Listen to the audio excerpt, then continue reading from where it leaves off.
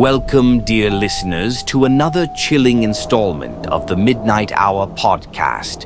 Tonight we delve into The House That Time Forgot, written by Ella Noire. Dim the lights, settle in, and prepare for a story that will linger in your mind long after the final word is spoken. This is the Midnight Hour. Sarah and Mike had spent months attending auctions, searching for their first home. After countless losses, Mike spotted an ad. Charming colonial home. One of a kind. It seemed like their last chance. Take a look at this, he excitedly told Sarah, who was almost becoming skeptical that they would ever actually find a house. I don't know, Mike. I am so tired of looking. Plus, it's gonna need work. You know that, she said with a look of exhaustion. Just one more. I promise, if we don't like it, I will call a realtor first thing in the morning and let them take over. Come on. He looked at Sarah, who agreed, if for no other reason than to end the relentless search sooner. A few days later, they pulled into the driveway of the old house. It was grand, with a wraparound porch, but something about it felt off.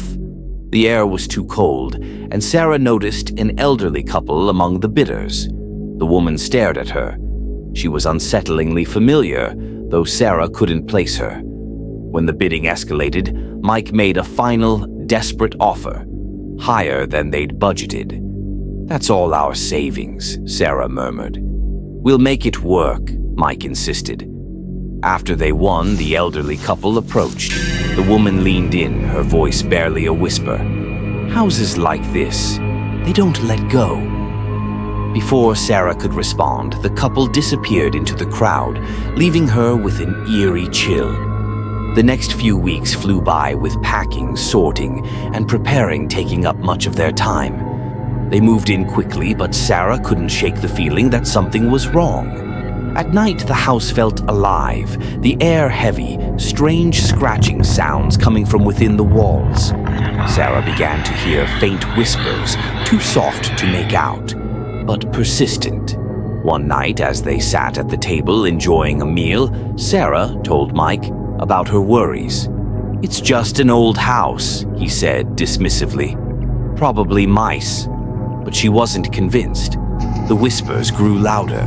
She couldn't shake the feeling the house was watching them. One evening, as they sat down for dinner, the lights flickered. Shadows stretched unnaturally.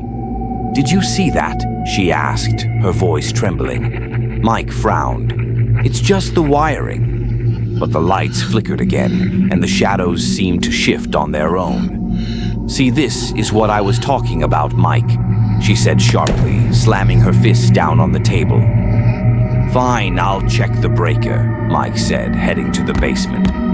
Sarah followed, her unease growing with each step down the narrow staircase. The air in the basement was cold and thick.